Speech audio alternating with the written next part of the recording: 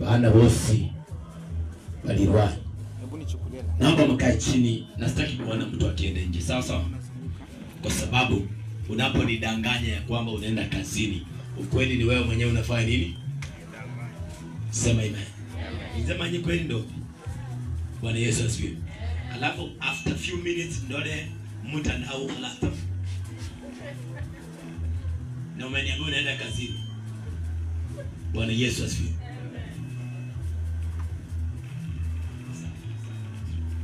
Bwana Yesu asifiwe.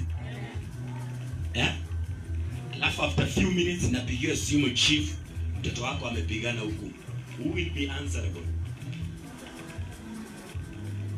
Sema amen. Kwa sababu mimi ukinidanganya udanganyi mimi. Sema amen. Kwani Eliza naye hataki kucheza? Christine, wenye usiye bata. Lete watoto wote wenye uko nje, watoto wote kabisa wenye uko nje. Wako Sunday school. Bwana Yesu asifiwe. Kwa sababu nataka nilete mafunzo mazuri sana. Haleluya. Nashukuru Mungu kwa ajili ya siku hii ya leo. Na mimi hupenda kuimba wimbo unasema yukuni musala.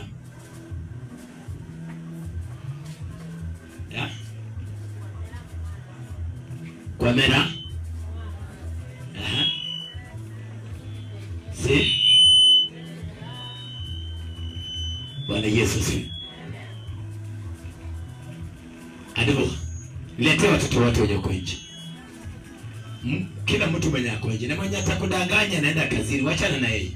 Ukweli ni wake. Sema amen. Kwa sababu mimi ukinidanganya kwani nitakulazimisha. Ukiniambia kwamba naenda kazini na kumbe uende kazini, kwani nitakulazimisha kukaa? Bwana Yesu asifiwe. Mimi nimekuja kwako ningekwambia msikuja kanisani. Kama ungelala silikuwa ni kwa hiari yako. Bwana Yesu asifiwe. Bwana sema yukuni musala. Kwa mera. Na wale sana. Bwana Yesu asifiwe. Na roho hii huwa ninaona ya kwamba inanitia nguvu zaidi. Sema amen. Kwa sababu nilipokuwa katika tumbo la mama alinibeba miezi ngapi? Kobole na inakuja ngapi? Nikiwa siwezi jitegemea. Si ni kweli? Nilipoanguka chini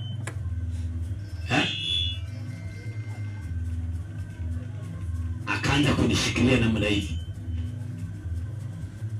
Unaona hivi? Nilikuwa nategemea nini? Bwana Yesu asifiwe. Wa mama nilikuwa nategemea nini? Maziwa ya? Kama sio hiyo ningelikuwa nimefanya nini? Nimekufa. Lakini wakati ambapo aliponiweka chini,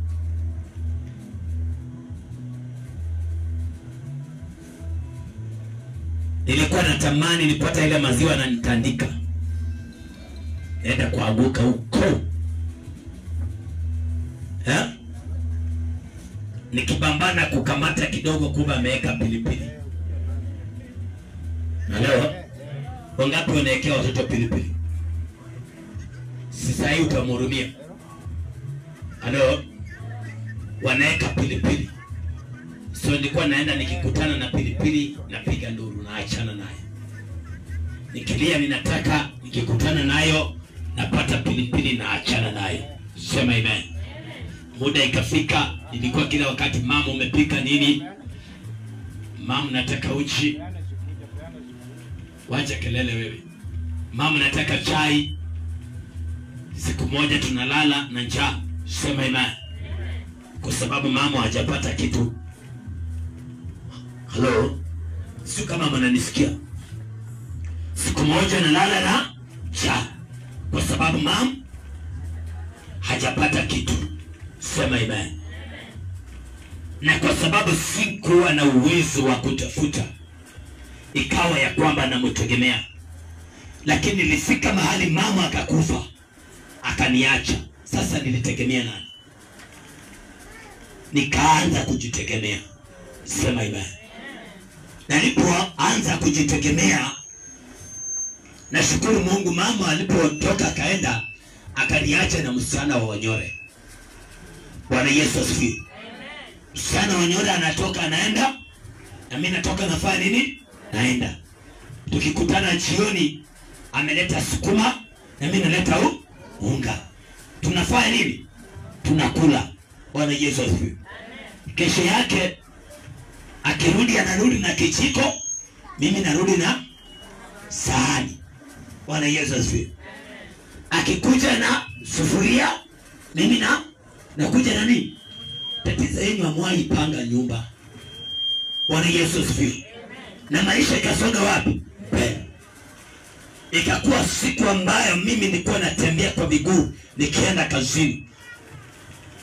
Ikafika wakati nilikuwa naendesha baisikeli, nimembeba hapa nyuma akiwa na kijana wangu mkubwa. Sasa ni mzee.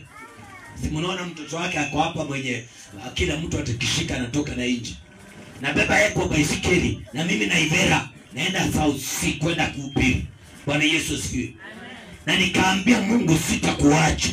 Hata kama nikiwa na baisikeli sitafanya nini? Kuacha. Sijui kama naongea na mtu mahali hapa. Bwana Yesu asifiwe.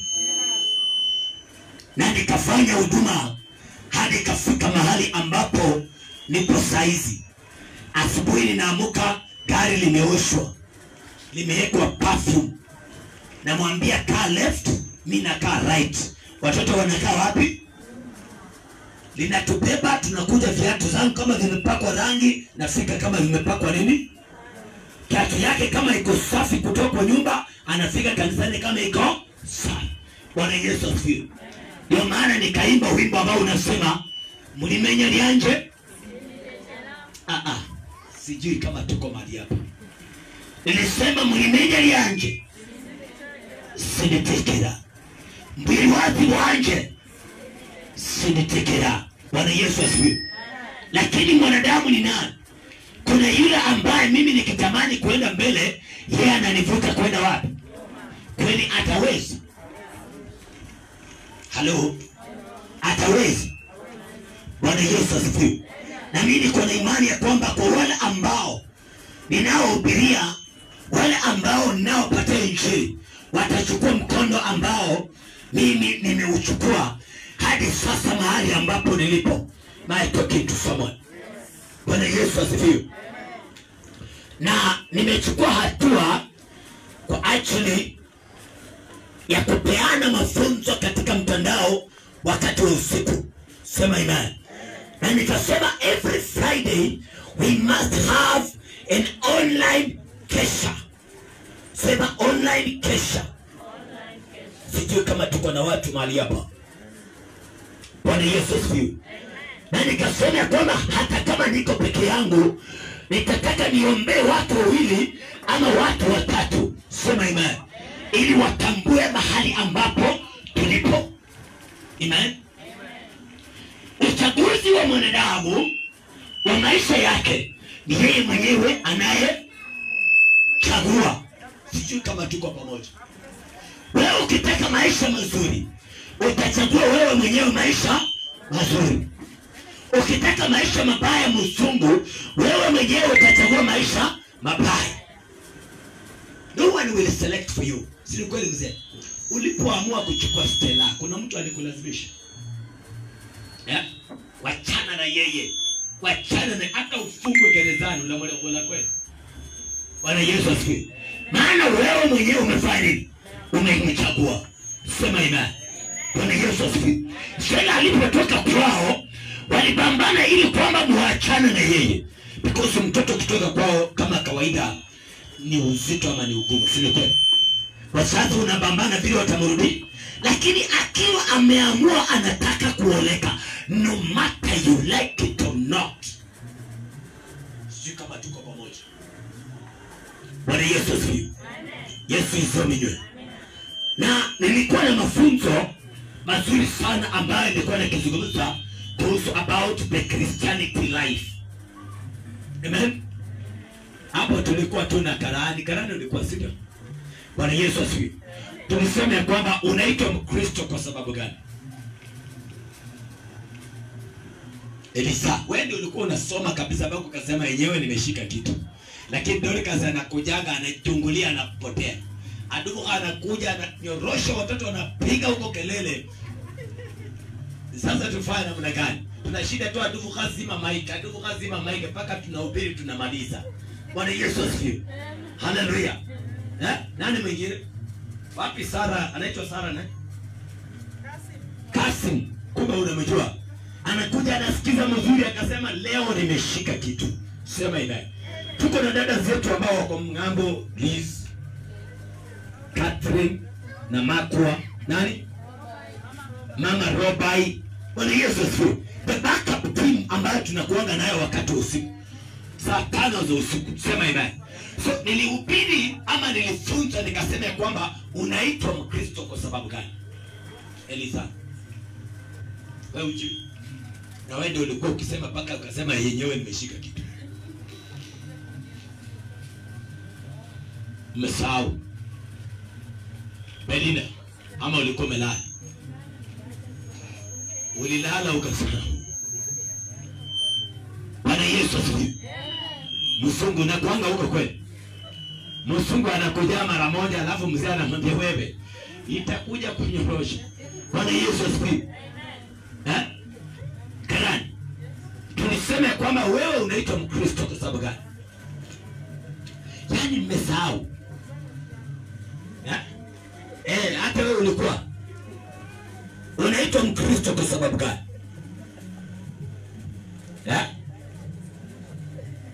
Nikukumbushe jina. Hata wewe ulikuwa. Yaani mmesahau. Bwana Yesu asifiwe. Why should you call yourself a Christian? Mama asema. Because of Christ. Who knows Christ? Nani anamjua Kristo? Nani anamjua Kristo? Bwana Yesu asifiwe. Unaitwa Mkristo kwa sababu ya Yesu Kristo. Sema amen. Sisi sijui nianze tena step 1 nitafika mpaka saa 11. Bwana Yesu asifiwe. Unaitwa Mkristo kwa sababu ya Yesu Kristo. Sema amen. Amen. Na ni kwa nini aliitwa Yesu Kristo? Kwa nini aliitwa Yesu Kristo? Amen. Amen. Kwa nini aliitwa Yesu Kristo? Karani. Kwa nini aliitwa Yesu Kristo? Kwa sababu ndiye mwana wa kipekee aliyechaguliwa kwa ajili wewe mwanadamu, kwa sababu inatambulika matendo ya mwanadamu yote itakuwa ni maovu. Mwanadamu atazaliwa kuwa mwanadamu, lakini Mungu atazaliwa kuwa nani? Mungu. Sema imani. Amen. Maana matendo ya mwanadamu kila wakati ni mabaya. Sema imani. Amen. Ndio maana Mungu akaona kwamba ni vyema amtafute yule ambaye atakayejitolea kwa ajili yako wewe na sema imani. Amen. Mungu aliona ni vyema, maana alitambua kwamba alipoandika the Old Testament. Tulisoma kitabu gani kwa Old Testament? Hebu isome. Umesahau? Deuteronomy. Yes. Bwana Yesu asifiwe.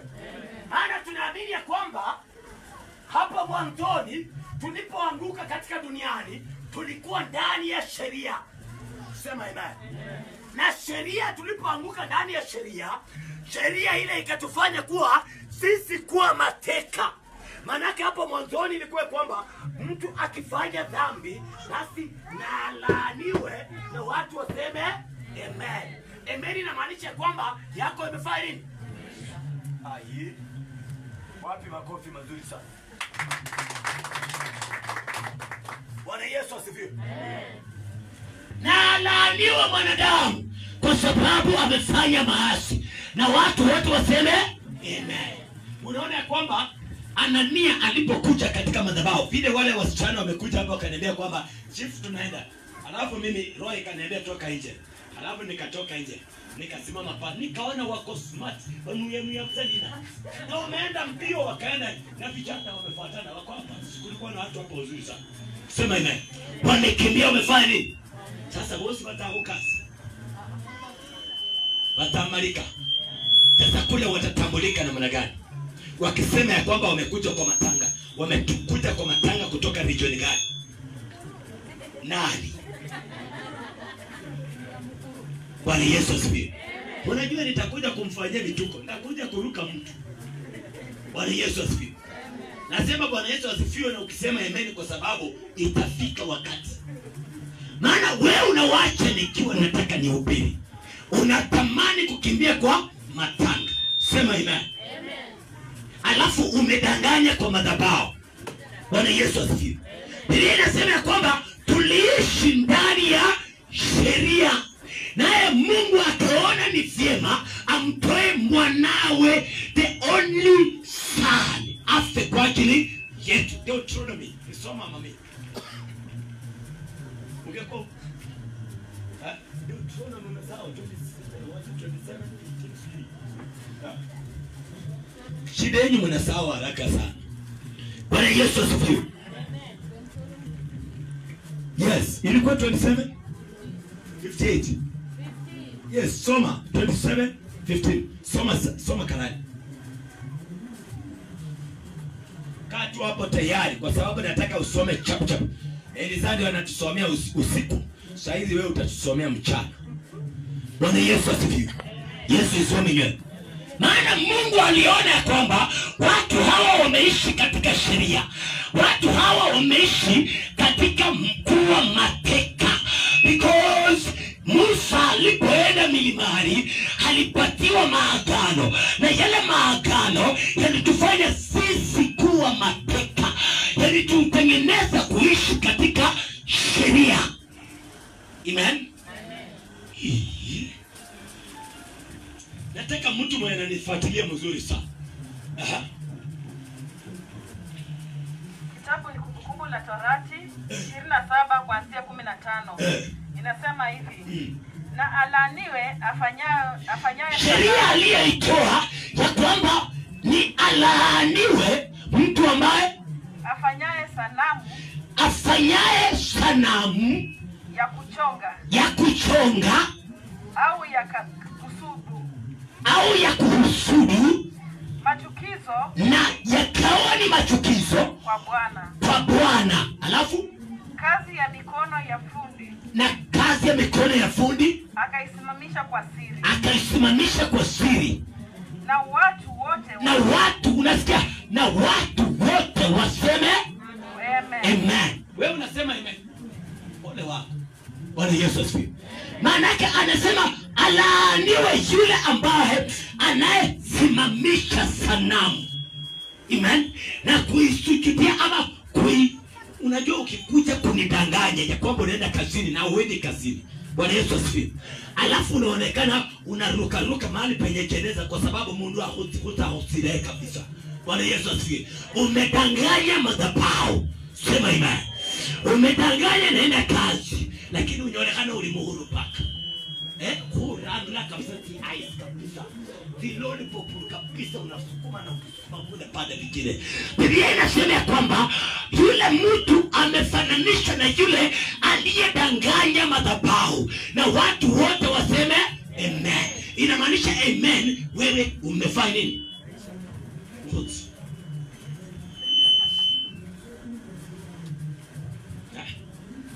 Umekufa. Hello, bayo. Maisha mazuri ni wewe unachagua. Ukitaka usingizi lala. Shikaniono. Bwana Yesu asifiwe. Maana mimi nimewaeleza vyema, maisha ninyi wenyewe ndio mtakao jichagulia. Kama unahitaji maisha mazuri, basi utayapata. Ukitaka maisha mabaya, basi utayapata. Na Mungu akaona kwamba sio vyema watu hao waishi kuwa mateka.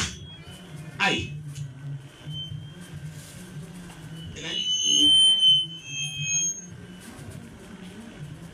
Na kaona mlete mwanawe wa kipekee afe kwa ajili yako mimi na wewe. Yohana 10 na ngapi?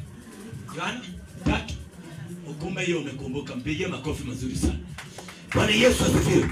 Maana aliona ninyi sio watu wazuri. Vayo ngatanga kumbe asubuhi rudiena. Uberena. Wakijira saa 6 uberena. Bwana Yesu asifiwe. Maana ukweli yeye ndio anafanya. Anajua. Basi unapochagua kuishi maisha ya uongo, maisha ya ujanja, maisha ya anasa, basi you will end up crying. Na niliofunza nikasema kwamba mtu ambaye maisha yake inaenda kuharibika, Mungu ya Israeli huta. Kila wakati akikuja mbea 10. Mbea 5. Ndio ndio akikuja nataka rent. Ngoja mpaka tarehe 5. Tarehe 5 hata uchu utapata wapi? Utakimbia. Belila anafanya kazi yake. Belila nipatie shilingi 2,000 nitakurudisha. Utarudisha umetoa wapi? Na Belila anachukua shilingi 2,000 kwa sababu ni rafiki yake. Hapo kuna honeshi na amua. Wakati unapompatia ameanza Belila ni mtu mbaya. Ukiona kanajifanya sijui hizi kana. Sasa anaanza kuleta utetanishi. Siku inapofika siku ya kurudisha zile hela, basi tayari mshafanya nini? Kosana. Sirije zile roho kweli. Your end time, it will end badly. Amen. Wewe utamaliza vibaya. Bwana Yesu asifiwe. Wewe utamaliza ukiwa unalia na kuomboleza. Wita ni paperback Nairobi, hata afadhali paperback utarudi na gari ya matanga. Nusabai lift. Sio mimi, wewe ndio unachagua shauri yako. So Yohana Mtakatifu 3:16 nasema hivi, kwa maana jinsi hii Mungu aliupenda ulimwengu. Yohana akasema ya kwamba Mungu aliupenda ulimwengu.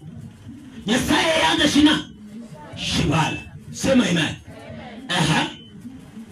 Hata akamtoa mwanawe wa kipekee. The only son. Si kama mko hapa. Amen. Ili kila mtu amwaminie asipotee bali awe na uzima wa milele. For you to have good life, trust in who? Jesus. Sema amen. Trust in who? Jesus. Kwa maana nikuelezea kwamba unaitwa Mkristo kwa sababu ya nani? Yesu. Ai. Sisi kama inaingia.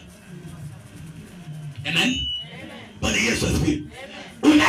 Unaitwa Mkristo kwa sababu ya Yesu. Umwamini nani? Yesu. Na hapo awali nilisema kwamba vyote vilivyomo alivitengeneza vizuri kwa yule mtu.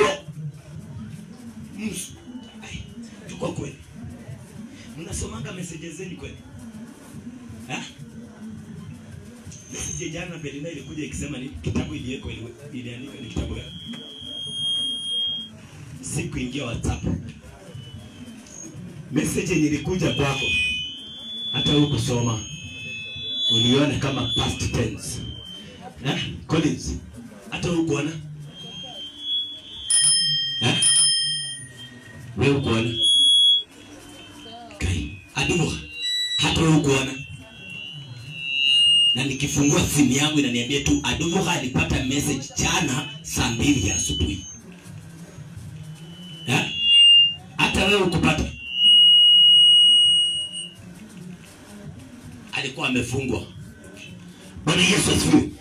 Vyote Biblia inasema kwamba vyote vilivyomo ni vizuri kwa wale watu wazuri. Sasa wewe kama unahitaji vitu vizuri, lazima wewe uwe mtu mzuri. Sema imani. Sasa ulimundu mula ilumulunga atanga za ukasi utamalika. lunga hata ndetao kasi kumu unaenda njia zako. Bwana Yesu asifiwe. Hebu soma hicho kitabu Karani.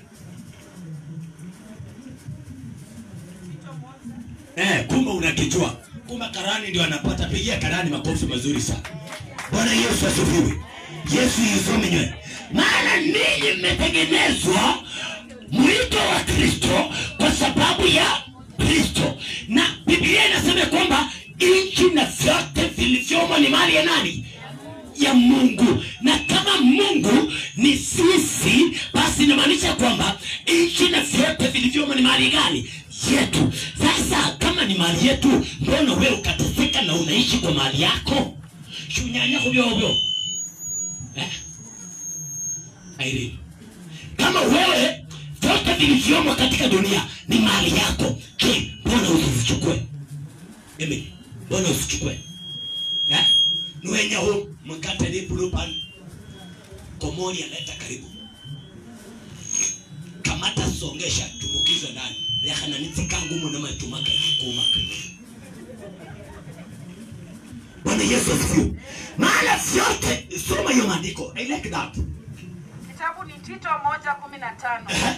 Inasema hivi. Vitu vyote ni visafi kwa hao walio safi. Unasikia? Paulo anawaambia Tito, unajua Paulo mwenyewe akiwa gerezani aletea ujumbe Tito akimwambia kwamba vitu vyote duniani ni visafi kwa wale ambao ni umaiona mtu hata mimi wacha nikwambie ukweli. Mimi siendagi ati nenda na kipimo unachukua measurements. Bana mikono chaje chara abia. Mara ndivyo ni mwenye mkulu ukiangalia ni size 44. Siendagi nikupiga simu niletee size 50 tosha. Wakiniletea najitumbukiza na kuja kanisani kama nimenga. Maana vyote nilitengeneza kuwa vizuri kwa wale watu wazuri. Sema imani. Lakini wale watu wabaya ametengeneza vibaya kwa wale watu wabaya. Ai, piga Yesu makofi. Nyinyi wacheni mchezo bwana. Haya ni maandiko. Bwana Yesu asifiwe. Ninyi ni wa Kristo kwa sababu ya nani? Kwa sababu ya nani? Yesu. Sema amen. Imempasa muamini nani? Yesu, ili kwamba muwe wa Kristo. Bwana Yesu asifiwe. Waebrania. Hebu tusome Waebrania. Unajua ni Waebrania wapi tunasoma? Bwana Yesu asifiwe. Peperusha mkono, sema amen. Sijui kama injili inaingia. Bwana Yesu asifiwe. Yesu yezome. Maana nahitaji niongoze ibada ambayo iko tayari kuingia katika miliki zao. Sema imani. Sio ibada ambayo ukitaka kitu kizuri mpaka lazima urenge rawi. Sinitekera. Yuko ni musana kumenya homa. Sinite. Murigenda lyanje sinitekera. Muribola lyanje sinitekera. Yuko ni musana hata wewe uweke mtu shamba ili kwamba nikuje nikaruke ya kwamba nikaanza kugonjeka miguu nje nitahusiraho lakini ndo alatawe nitahusiraho niteni watu ibanje lakini wewe yahana mimi nakwambia wewe unabeba mtu shamba ili akisali urukie haweze kugonjeka halo alatawe maana vyote amelitengeneza kuwa vizuri kwa wale watu wazuri.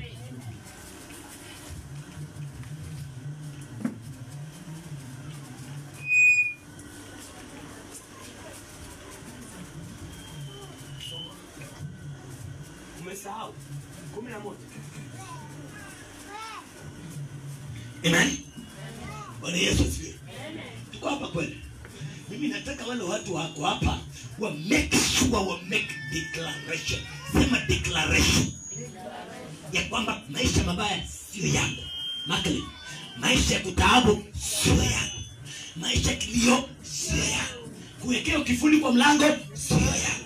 Kuishi kwa wenyewe sio yangu. Kutaabika humwati turunji sio yangu. Kunyanya masukuma sio yangu. Bado walizaa nyama choma kwanza. Kwani wewe unamenya kunyama boilo. Alafu unasema kwamba zile ukienda pa unasema niweke mlima. Mlima kwani ndio ya? I talking to someone? Bwana Yesu asifiwe. Lazima uamini Kristo.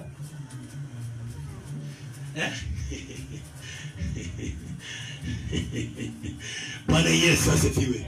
Pigie Yesu makofi mazuri sana. Kwa sababu wewe ni Mkristo, si ni kweli? Pigie Yesu makofi ya amani. Yes, soma. Waebrania 11 mstari wa kwanza. Mstari wa kwanza inasema hivi. Basi imani ni kuwa na hakika. Imani ni kuwa na uhakika. Hebu soma ya Kizungu. Soma ya Kizungu. Hebrews chapter 11:1. Imani ni kuwa na uhakika. Sasa wewe uko na imani, nikitanganya chifu atanikubalia. Mimi utanidanganya tu shauri yako. Kakujoana ni wewe.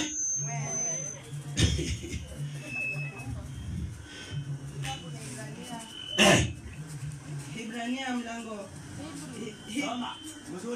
Hebrews chapter 11 verse 1 inasema, to have faith is to be sure of the things we hope for.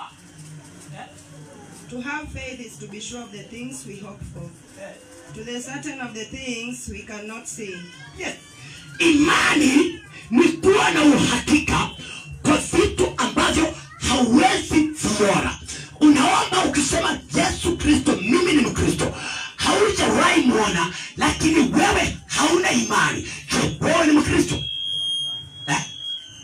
Bwana Yesu asifiwe.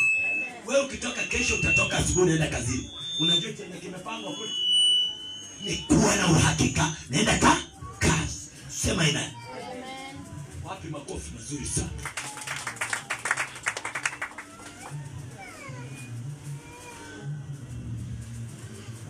Why should we make a kesha on Friday? Kwa nini tunaomba tunatengeneza mkesha siku ya Ijumaa? Nikwambia leo nitakaa tu nikifunza shauri yako. Nani anataka kuenda? Nimuombe aende.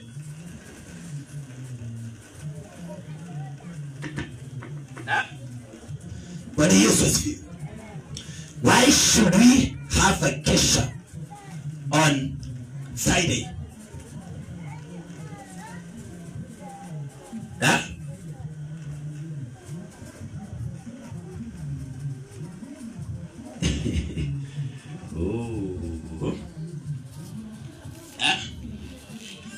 Nani anaweza jua sababu gani tunaweza kuwa ama tunakuwa na mkesha siku ya Ijumaa?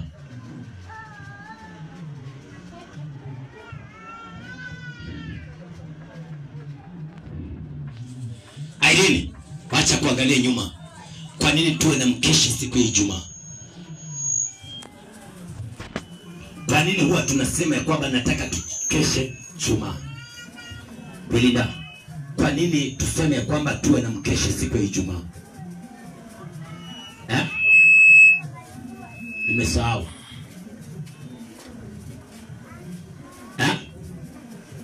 Kwa nini huwa tunasema tuwe na mkesha siku ya Ijumaa? Number 1. Sikia, number 1. Katika Ijumaa tunaipatia majina mangapi? Ya kwanza Good Friday, ambayo inaitwa kwa Kiswahili Ijumaa njema. Number 2, siku ya giza. Ijumaa ya giza, ama kwa lugha nyingine tunaita Black Friday. And then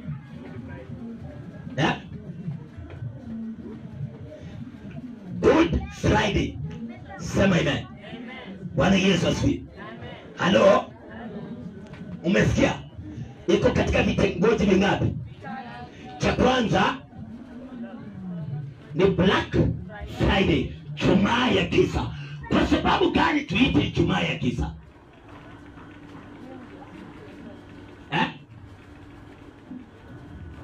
Na tulisoma maandiko, si mko hapa kweli? Kwa nini tuite Ijumaa ya giza? Ni kwa sababu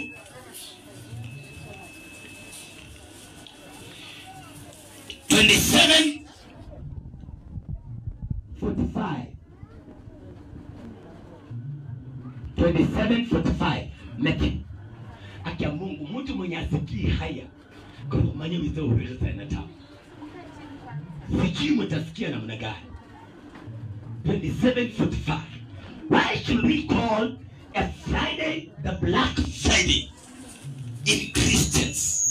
Kwa sababu gani? Hata wewe ulikuwa bwana, kwani mambo ilikuwa imechemuka? Ilikuwa imeharibika? Bwana Yesu asifiwe. Kwa nini tuite Ijumaa ya giza kwa Wakristo? Only for Christians.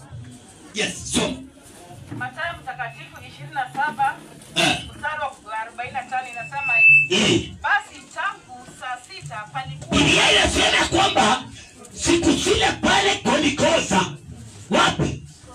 Aliyepelekwa Golgotha ni nani? Fumalize. Aliyepeleka Golgotha ni nani? Yesu Kristo. Na Mkristo ni nani? Wewe na mimi. Sasa aliyepelekwa Golgotha alikuwa amefanya dhambi? Sema amen. Nani alifanya dhambi? Ninyi wanadamu. Kwa sababu usianiambia nataka nikosee Mungu, maana wewe kila wakati utafanya dhambi, lakini atakaye kusamehe ni nani? Sema amen. Golgotha alipelekwa Yesu Kristo, alafu basi tangu saa 6 palikuwa na giza. Palikuwa na giza. Sema amen. Ndio maana tunaita the Black Friday. Giza hili lilikuja namna gani? Wakati Yesu alidungwa mkuki, amechapwa micheledi, amewekwa katika msalabani. Sema amen. Na alipowekwa msalabani, akaangalia juu. Alipoangalia juu, mawingu yakakataa, ikareject, yakajifunika, yakaleta nini? Giza. Ai, haleluya. Yakaleta nini? Giza, yakafunika. Wewe unasema tena sijui. Bwana Yesu asifiwe. Maana Yesu alitazama juu, akijua kwamba Mungu wake atamsaidia. Akisema Baba nisaidie, wingu litafanya nini? Likafunika. Sema amen. Na kukawa nini? Soma. Juu ya nchi yote hata saa 9. Na kama saa 9 masaa matatu kukawa na giza mama kijiji. Ina maana wingu limekataa Yesu kusulubishwa katika msalabani. Maana dhambi ambazo aliyosulubishwa kwa ajili yake hazikuwa zake, basi ikawa kwamba limefunika. Amen. Kukawa na giza, ikaitwa Black Friday. Sema amen. Bwana Yesu asifiwe. Yesu izomenywe. Yesu izomenywe. Bwana Yesu asifiwe. Yesu izomenywe. Jumaa njema, Good Friday. Aliyesulubishwa, je, alikuwa amefanya dhambi? Sema amen. Akaangalia wapi? Juu. Wingu likafanya nini? Likafunika. Alipoinamisha kichwa chini, alisema nini? Alisema nini? Eloi, Eloi. Ina maana Mungu wangu, Mungu wangu, mbona umeniacha? Sema amen.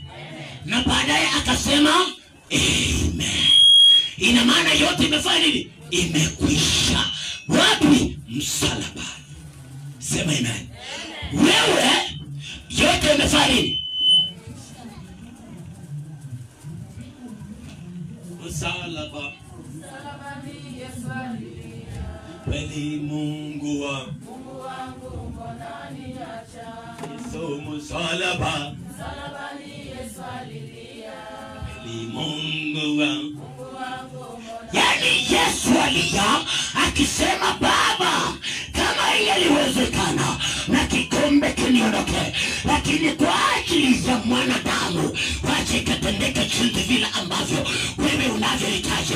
Kwa ajili ya Maklina wacha ikatendeke jinsi vile ambavyo unavyohitaji. wala sio kwa mapenzi yangu, bali kwa mapenzi yako. Sema amen. Merusha mkono, sema amen. Sema amen. Yote imefanya nini? Imeisha wapi? Msalabani. Yani hata umesahau. Bwana Yesu asifiwe. Maana vyote sasa tumevinyakua ni vyetu. Sema amen. Bwana Yesu asifiwe. Ya tatu.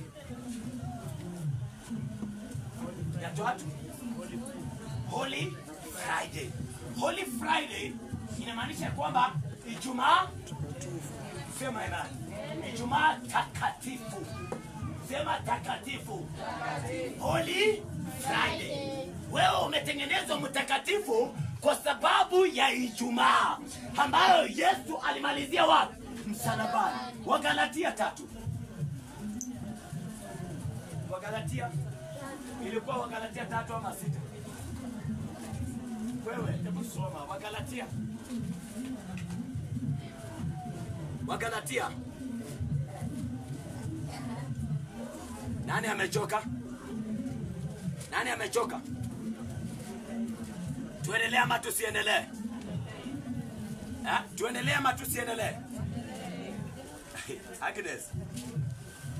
Odagara wewe na mami. Najua imenipasa na wakati ambapo napomaliza hii usiponifuata shauri yako. Soma Wagalatia. Soma kitabu ni Wagalatia. Si usome. Mstari wa kwanza. Kitabu ni Wagalatia 3 kuanzia penyewe. Enyi Wagalatia, msio na akili.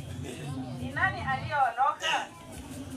Paulo akiwa gerezani azungumza maneno haya akiambia Wakristo. Wale Wagalatia ni wale watu vichwa. Sema amen. Bado bibi kuja chati ya mirubaja mahali wa uratao. Sema amen. Ukiambiwa ya kwamba Yesu amemalizia dhambi zote msalabani, bado unasalia tu kama didita mkanza zako sababu unafungu la kuni. Didita mkanza zako chini za Amerika. Baada kusema za Amerika unasema za Amerika. Nenda sema ishini. Enyi Wagalatia, ni nani aliyewaloga baada ya Yesu kufa msalabani kwa ajili ya dhambi zako na akamaliza zote msalabani? Inaitwa Ijumaa takatifu.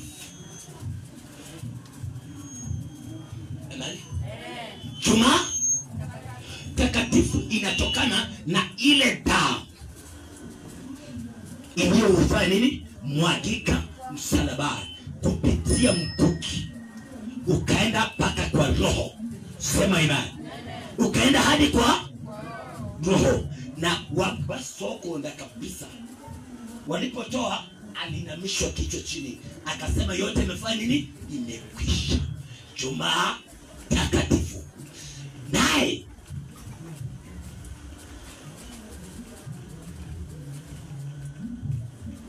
ninyi ambao Yesu Kristo aliwekwa wazi mbele ya macho yenu ya kuwa amesulubiwa. Nataka kujifunza neno hili 57. Tunataka tukuje kwa what we call midnight prayer. Sema midnight prayer. That's where the very big and disasters are. Bwana Yesu asifiwe. 57 27 57. Matthew. Bwana Yesu asifiwe. Tunataka tukuje mahali inaitwa midnight. Sema amen. Now, what is the meaning of prayer? Maana ya maombi nini? Bwana Yesu asifiwe. Belinda, nataka unipe hii ama unisaidie na hii kanzu yako. Nataka unisaidie na hii. Bwana Yesu asifiwe. Nimefanya nini? Bwana Yesu asifiwe. Nataka unisaidie na hii. Nimechukua ama nimeomba? Bwana Yesu asifiwe. Mzee, nataka unipe hii simu yako. Bwana Yesu asifiwe. Nimefanya nini? Now, wakati unapoomba there is two options. Either upewe ama Yesu asifiwe. When you request, there is two options. Either upokee ama upewe, ama ukinyimwa ni haki yako. Sema amen. Na ukipewa ni haki yako. Bwana Yesu asifiwe. Ita depend jinsi vile ambavyo utakavyoomba. Sema amen. Bwana Yesu asifiwe. Now, turudi pale mahali ambapo tumesema nchi na vyote vilivyomo ni mali ya Baba. Na kama ni mali ya Baba, ni mali yetu. Na nikasema kwamba amevitengeneza vitu vizuri kwa wale watu wazuri. Je, hizi vitu vizuri kwa nini hatuzipokei? Kwa nini unakukutenga takule kwa nani kusuju fanya? Bwana Yesu asifiwe. Kwa nini wewe hauna vitu vya vizuri ambazo kupendeza zile zina unasikia ka. Amen. Bwana Yesu asifiwe. Kwa nini wewe ulipokuja haukuletwa na gari mpaka kwa mlango ama na pikipiki kwa mlango? Maana vyote vilivyomo ni mali ya nani? Na kama ni mali ya Baba, ni mali sema amen. Maana Biblia inasema amevitengeneza vitu vizuri kwa wale watu wani yuli mtamani. Wena hubo leo uli mdai. Hello? Nani amekuambia wewe ni mzuri? Bwana Yesu asifiwe. Amen. Hello? Maana mimi ni Mkristo. I am a Christian. Mimi ni Mkristo. Basi mimi natambua matendo yangu ni mema. Na yale yote ambayo yamewekwa katika dunia ni mali yangu. Nikitaka ndafani. Now, unachukua ama unaomba? Je, kama ni mali yako, nisaidie na zile pesa zangu, na ile hela yangu. It is my right. You give me because it is mine. Sema ina. Maana ni right? Bwana Yesu asifiwe. Ujoti. Ni right yangu. Nahitaji unipe. Sema ina. Bwana Yesu asifiwe. Maana alisema kwamba vyote duniani amevitengeneza vizuri kwa wale watu. Sema ina. Kama wewe ni mzuri na mali yote ni yako, ukiomba kitu chako utakosa kupewa. Bwana Yesu asifiwe. Lazima ufanye upewe. Now, there is a question here. How do we request? Tunaomba namna gani? That's what matters. No. Umesikia mzuri? Bwana Yesu asifiwe. Ni kwa sababu gani wewe unaishi mahali ambapo kila wakati unaelekea mlango na ni mali yako? Ni kwa sababu unaomba vibaya. Unaomba vibaya. Adubu, usala kule itabu. Unaona huyu ameamua kwa sababu nimesema ukweli. Sema ina. Ni kwa sababu hauombi vizuri. Na kama ungeliomba vizuri, basi mali yako ungefanya. Sema ina. Bwana Yesu asifiwe. Now, why should we go to the midnight prayer?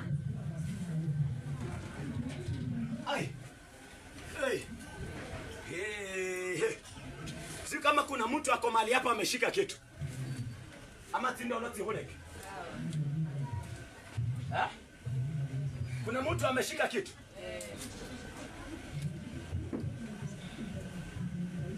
So, kitabu ni Mathayo mtakatifu 27:57. Inasema hivi: hata ilipokuwa jioni akafika mtu tajiri wa Arimathaya. Mtu tajiri wa Arimathayo, kwa jina lake nani? Yosefu.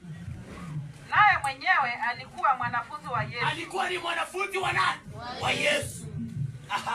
Mtu huyu alimwendea Pilato. Maana Yusufu akawa ni nani? Mwanafunzi wa Yesu. Hasa mwili wa Yesu si wake. Si ni wake. Ni wake. Lakini Pilato ambaye ni mfalme. Sema ina. Sasa saizi hapa bado batire malika. Uhuru anabai wende. Ruto anabai wende.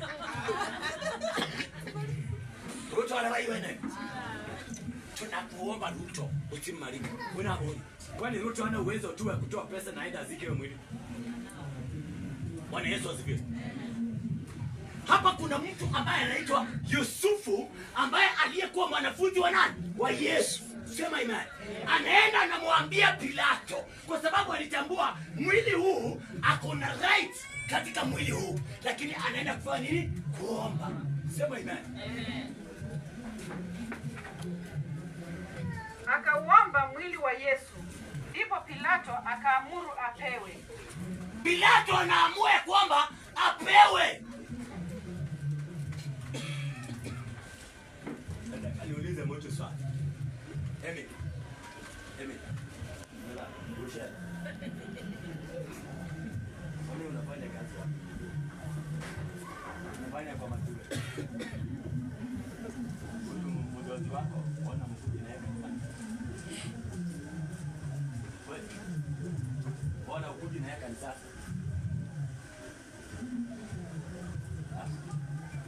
Bwana Yesu asifiwe. Hawezi kuja naye kanisani. Yesu anaweza kuja, lakini kwa sababu yeye kuna vile anavyo amini. Si ni kweli? Na wewe unaamini tu lazima nikuwa wapi? Kanisa. Sema imani. Ndio Yusufu ameamini kwamba mwili wa Yesu ni wake. Licha kwamba ni wake, lazima atumie mbinu mzuri kwa kuomba. Kwa sababu kuna kizuizi. Sema imani. Kuna nini? Kizuizi ambacho kilichoko kinachosababisha asije akapatiwa mwili wa nani? Wa Yesu. Sema imani. Amen. Ili apatiwe. Now, kwa sababu gani tunafika mahali maisha yetu tunakaa kama wale watu wa kujificha? Kama kijiji. Tunaishi kama watu wa kujificha kwa sababu gani? Na tumetambua Biblia imetuelezea kwamba vyote vilivyomo ni mali yetu. Sema imani. Amen. Ni mali? Nao kama ni mali yetu, kwa nini hatuwezi tumia? Hatujaombea. Hatujaomba mzuri. Hata tukiofanya leo eti mbona ule usali. Usali ta. Ndio ni suluhu la kabisa ya mkono mimi. Bwana Yesu asifiwe. Yesu ndio mimi. Kwani hapo unaomba? Ama ulikuwa unaomba kwa miungu zako? Atuseme amen hapo bora sasa wima huwa keka hoshi na. Bwana Yesu asifiwe. Umeomba, si ndio? Lakini unaposoma maandiko inasema kwamba ndani ya Matendo ya Mitume 16 I think what inasema kwamba nimewekewa mlango mkubwa. Hebu soma pale ambayo inasema nimewekewa mlango mkubwa. Unajua mahali pa kusoma, si ndio? Soma hapo. Nimewekewa mlango mkubwa, lakini wanaonipinga ndio. Sema imani.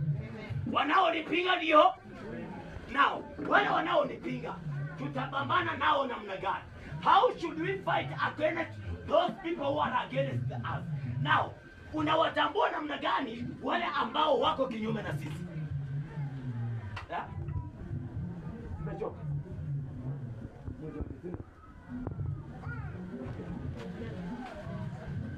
Hello? Tumerusha mkono, sema imani. Wanaotupinga, bayo. Wanaotupinga ni kina nani? You know one of your enemies. Unamjua mmoja wako adui wako? Nani? Ni wengi. Sema mmoja tu. Sasa wewe unamwambia usiseme. Bwana Yesu asifiwe. Unajua mmoja wa adui wako? Ni nani? Bwana Yesu asifiwe. Na sisi kama tunaamini katika Kristo, hawa maadui tutapambana nao namna gani? Na maombi. Maombi aina gani ambayo utakayopambana nao naye?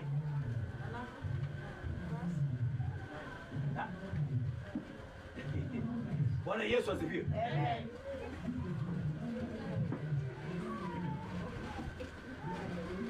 Maombi aina gani ambayo tutakayoweza kupambana nayo?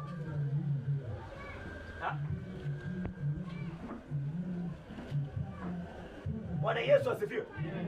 Maana unaposoma maandiko inasema kwamba wakati usiku ulipotoweka, usiku ulizungumza na usiku. na usiku unaambatana na matendo ya giza. Sema imani. Mchana ulipokuja mchana uliambatana na matendo ya mchana. Nao matendo mazuri ni ya wazi ama ni ya giza? Bwana Yesu asifiwe. Hebu tushikane hapa. Nani amechoka niombe tuende kwa nyumba. Alafu tukutane WhatsApp tutamalizia. Bwana Yesu asifiwe. Usiku ilizungumza na usiku, si ndio? Na usiku inaambatana na matendo ya giza. Sema imani. Na mchana je? Inaambatana na matendo ya mwanga. Nao yule anayekupinga anafananishwa na giza ama na mwanga? Bwana Yesu asifiwe. Anayekupinga anafananishwa na giza ama na mwanga? Giza. Kama ni giza, je, unafaa kuomba wakati gani? Wakati wa giza. Je, giza likikuja ni wakati gani ama masaa gani mwafaka unahitaji kuomba? Baba. So Kitabu ni Wakorintho wa kwanza 16. Yes. Mstari ni wa 6. Kwa maana nimefunguliwa mlango mkubwa wa kufana. Maana nilifunguliwa mlango mkubwa wa kufana. Na wako wengi lakini wanipinga. wako wengi wanaonipinga. Sema imani. Amen. Midnight prayer. Sema midnight prayer. Midnight prayer.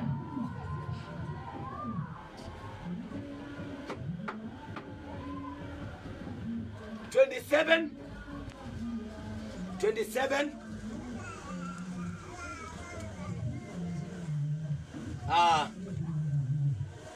27 kuanzia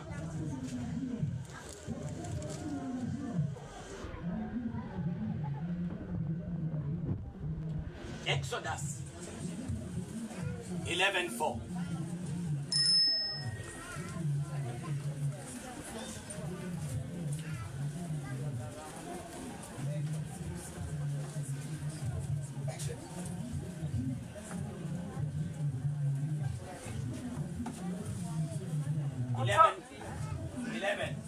Kutoka 11 mstari wa 4 inasema, nataka niwapatie siri. Wewe yule mwenye anataka, wangapi wanataka kuenda niombe kwanza? Haya, simama tuombe. Haya. Wangapi wanataka tuombe waende?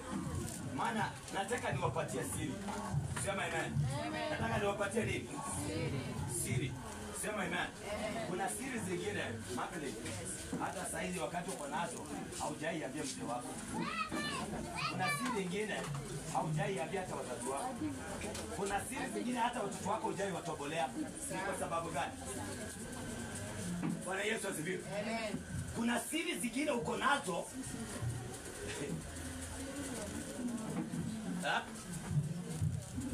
Bwana Yesu asifiwe.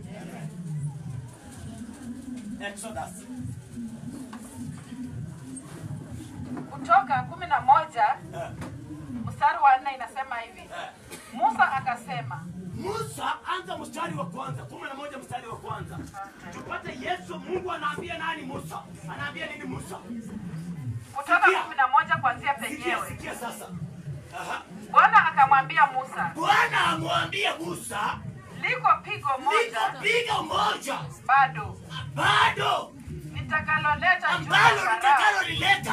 kwa Farao na juu ya Misri. Na juu ya mji wa Misri. Bwana Yesu asifiwe. Kwa sababu gani? Sile vitu vyote amevikuamilia. Amekataa kuviachilia. Sasa liko pigo moja ambalo nahitaji nitwange hadi ya kuba. Sema ina. Bwana Yesu asifiwe. Liko pigo moja ambalo limesalia. Amen. Kuna kitu kimoja ambacho kiko tu kimoja. Chenye kitakufanyia kibabaki. Una sio unatendanga tu kio unaumia. Ni anafurahi. Achana naye anzino. Bwana Yesu asifiwe. Anatembea kifani. Akifurahi, si ndio? Anatembea akiwa na furahi, si ndio? Shida hii ni watu huruma. Malizia tuombe. Baadaye atawapa ninyi ruhusa mtoke huku. Naye hapo atakapowapa ruhusa, atawafukuza mtoke huku kabisa kabisa. 2. Basi nena wewe masikioni mwa watu hawa, na kila mtu mume na atake kwa jirani vyombo vya dhahabu kwa jirani yake. Kwa hiyo Mungu anamwambia Musa, enda waambie wana wa Israeli, maana natambua kwamba pigo hili ambalo naenda kutandika huyo adui ni pigo zito na atawaachilia. Sema amen. Basi enda ukatake vyombo vya dhahabu. Bwana Yesu asifiwe. Enda mtake vyombo vingi zaidi kwao, kwa sababu atakapomwachilia, mkienda katika mji ambao ni wa Kanaani, mmeishi Misri, mtasema tulitoka na nini Misri. Sema amen. Aha. 4. Musa akasema, Bwana asema hivi, kama usiku wa manane mimi nitatoka nipite kati ya Misri. Sema amen. Mungu anaenda kupita katikati ya Bwana Yesu asifiwe. Ili zile vitu vyote ambavyo vilivyotekwa nyara, vilivyokamatwa, vilivyokwamiliwa vikaachiliwe. Unaona? Nani ameshika mafuta? Nani ameshika? Hakuna. Kama hakuna tusimama.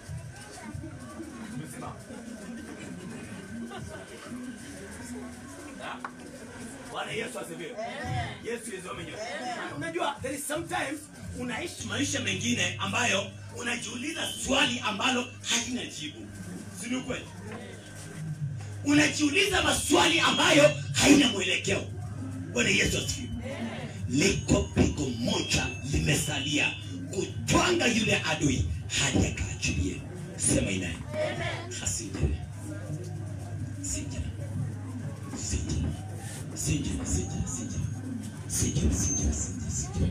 Bwana Yesu asifiwe. Liko pigo ambalo limesalia. Sema amen. Ili uishi ndani ya maisha yako mazuri, kuna pigo. Sema amen. Ambalo limesalia. Na usiku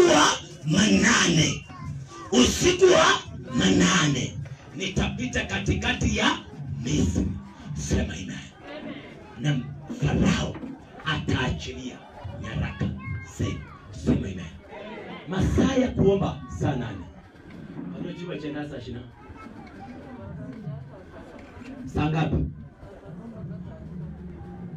Wanaanza saa ngapi?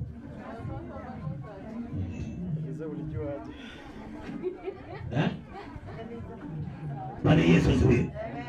Wachawi wanatembea saa ngapi? Saa 7 mpaka saa 9. Sema amen. Na wachawi kama wanaishi kwa nyumba mke na mume, wanatoka wote. Bwana Yesu asifiwe. Barabos wanafanya namna gani?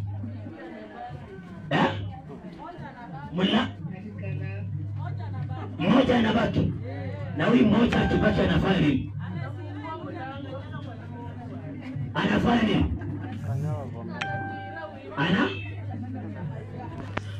Awana kanyaga?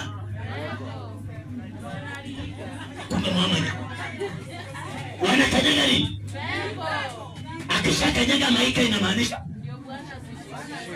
kama ameshikwa maika ikifanya ile ameshikwa. Sasa anafanya mayai. Bwana Yesu asifiwe. Hii mambo mwache. Bwana Yesu asifiwe. Bwana Yesu asifiwe. Akitoka saa 7 anaenda kufanya kuroga. Sema amen. Na wewe yule ambaye sio mchawi, mimi siku moja nilifanya kitu. Niliambia mama nataka leo la. Nikachukua mlango nikaekelea na mwana hivi. Akikuja anafanya namna gani? Anafanya aje? Lakini nyinyi mama experience. Bwana Yesu asifiwe. Akakuja namna hivi, nilisikia tu pupu ako hapo. Nikafunga nini? Sasa tutamfanyia nini? Bwana Yesu asifiwe. Maombi ya Mkristo, maombi ya kurusha mawe, maombi ya mitetemeko, maombi ya makombora ni maombi ya saa 7, saa 8, saa 7 na saa 8, sio saa 9. Bwana Yesu asifiwe. Nuko na saa 6 tukado haji. Nenda overrelation. Maombi ya silaha ni maombi ya saa 7 na. Bwana Yesu asifiwe. Maana Biblia inasema na usiku wa manane. Sema amen. Nataka tuchukue nafasi ya maombi kama yale. Biblia inasema namna gani? 27:51. Endelea. Inua mikono yako tu. 27:51. Maana tunaishi maisha ambayo yana mateso, yana mahangaiko. Yana mateso, yana mahangaiko. Na mimi leo nataka nichukue hatua ya kuombea kila mmoja. Sema amen. Chukua hizi vitu. Bandu bako banga babatu kwa batira kukazi. Chukua hizi vitu. Chukua hizi vitu. Nataka leo nichukue hatua ya maombi. Yes. Rudisha ule mlango. Maombi ya saa 9 ni maombi yenye silaha. Wacha. Maombi ya saa 9 ni maombi yenye silaha. Hatari mno. Maombi ya saa 9 ni maombi ya kukanyaga kichwa cha shetani, kichwa cha nyoka. Sema amen. Nataka leo, nataka tukanyage kichwa cha nyoka. Kwanza ninafanya namna hivi, mguu wa kulia namna hivi. Unauma? Mguu wa kulia fanya namna hivi. Akinuka pia humsadina, aiwe hii mguu inakunekelanga hujika, no? Fanya namna hivi. Unakanyaga kichwa cha. Sema amen. Kama uko na mtoto mtoe nje. Bwana Yesu asifiwe. Yes. Maombi ya saa 9. Maombi ya neema. Lakini saa hizi nataka tuchukue hatua ya maombi ya saa 6, saa 7 na saa 8. Sema amen. Ambayo hata ukifanya namna hivi, kama mtu ako karibu, anaanguka mbali zaidi. Sawa sawa. Bwana Yesu asifiwe. Biblia inasema namna gani? Mathayo 27:51. Fanya namna hivi. Soma. Natazama, pazia la hekalu Pazia la hekalu. Najua likapasuka. kuna wale ambao waliotengeneza madhabahu kwa ajili yako. Sema amen. Kuna wale ambao waliotengeneza madhabahu kwa ajili yako. Amen. Wakafanya kafara kwa ajili yako. Fanya namna hiyo. Biblia inasema kwamba hakukuwa hata na rehema ndani ya yale madhabahu, maana pazia lililaruka. Sema amen. Waliotengeneza kafara, wakachinja kondoo, wakachinja mbuzi, wakachinja hata kuku, wakamwaga damu ili kwamba maisha yako yakarudi nyuma. Pazia la hekalu likararuka. Katika jina la Yesu. Ikapasuka vipande Na ikapasuka vipande toka juu hata chini. nchi ikatetemeka. Biblia inasema na kukawa na mitetemeko. Kukawa na mitetemeko. Kukawa na mitetemeko. Nchi ikatetemeka. Sema amen. Today nchi inaenda kutetemeka. Fanya namna hivi. Nchi ikatetemeka. Sema amen. Nchi ikatetemeka. Yes.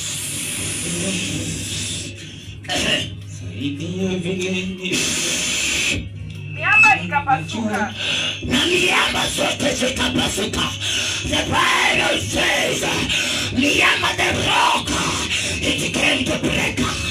Miamba ikapasuka. Mahali ambapo alipokufika ikatetemeka hadi ikapasuka. mahali ambapo walipokuweka ikaanguka ikapasuka. Kanini mahobi ya mnyungu ikaanguka ikapasuka. Hata kama walikuweka chini ya ardhi, Biblia inasema we are going to send the lightning hadi ikaweze kupasuka. Zile picha zikatoke, yale manguo ikatoke, zile manguo walizizika zote zikatoke, zile hela zikatoke.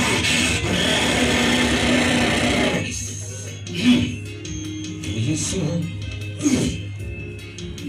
zaidi ya vile niombacho, Makaburi yakafunguka. Na makaburi yakafunguka.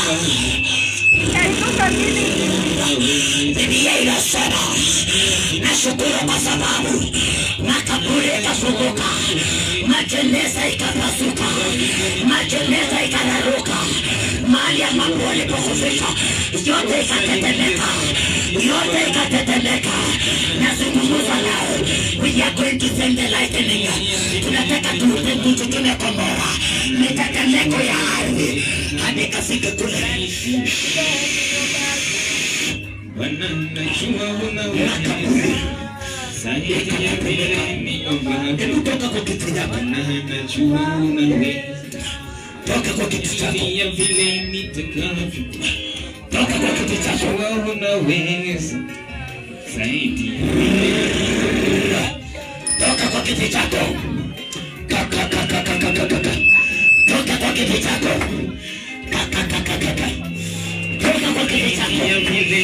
Kiti chako kiwe nyuma yako, kiti na kiwe nyuma yako.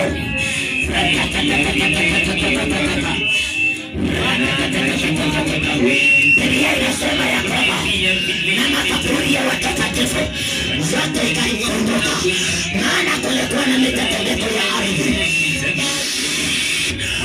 Na makaburi ya watakatifu zote ikafunguka. Those people who are holy, those people who are holy, they shall come out, they shall come out. Watatoka ndani, watatoka ndani, watatoka ndani. Mchana wa leo watatoka ndani, mchana wa leo watatoka ndani. Make a prayer, make a prayer, make a prayer, make a prayer. Zaidi ya vile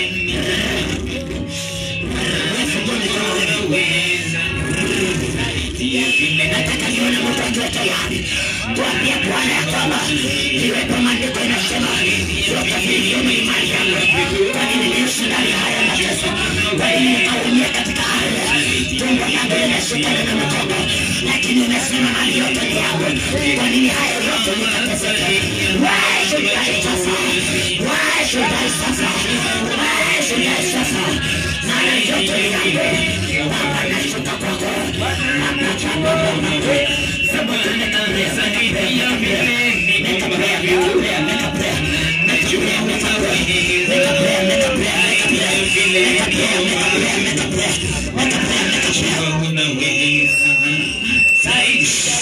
songa mbele, songa mbele, songa mbele. Songa tu mbele, songa tu mbele.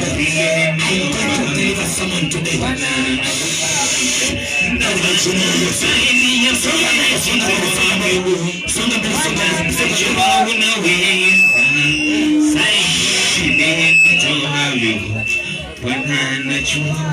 Inaonekana kwa juu. Sijui. Inaonekana kwa juu. Sijui. Ambia tu Bwana unaweza. Sijui. Ambia tu Bwana unaweza. Ambia Yesu unaweza. Ambia Yesu unaweza. Maisha ya ufukara, maisha ya ufukara, maisha ya omba-omba, maisha ya omba-omba, maisha ya omba-omba, maisha ya ufukara, maisha ya ufukara. Kuishi ndani ya kuwa mateka, kuishi ndani ya kuwa mateka, kuishi ndani ya kuwa mateka. Katika jina la Yesu, jina lako likahimidiwe. Maana vyote ni vyako, lakini mateso sio yangu, mateso sio yangu, mateso sio yangu. Unasema kwamba vyote ni vizuri kwa wale watu wako. Mimi ni mtu aina gani? Mimi ni mtu aina gani?